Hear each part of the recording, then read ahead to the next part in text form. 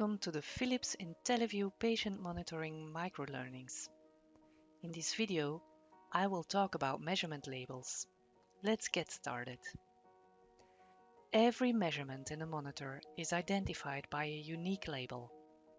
For some measurements like ECG, you use one at a time, but you may have more than one instance of a measurement being used simultaneously. Take for example an invasive pressure.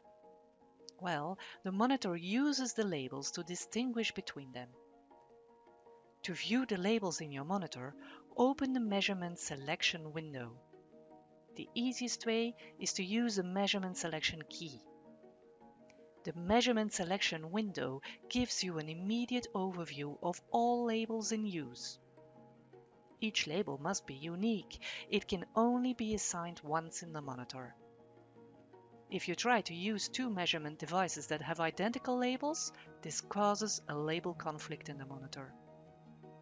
Labels causing a conflict are shown in red, and the measurement selection icon shows question marks or the 3 X's. The measurement that causes the conflict is deactivated and grayed out. You can solve the conflict by selecting a different label.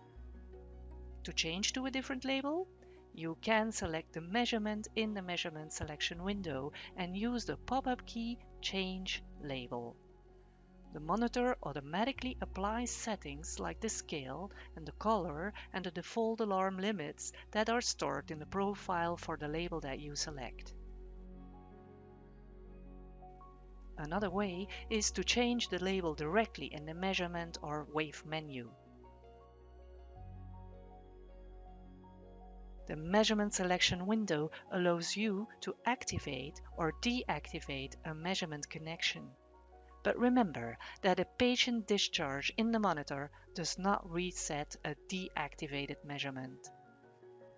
The best way to end a measurement is to remove the patient cable if possible, or switch off the measurement in the setup menu. This works better than deactivating the measurement connection and avoids confusion. Well, that's it for now. Check out our other microlearning videos too. Thank you for watching.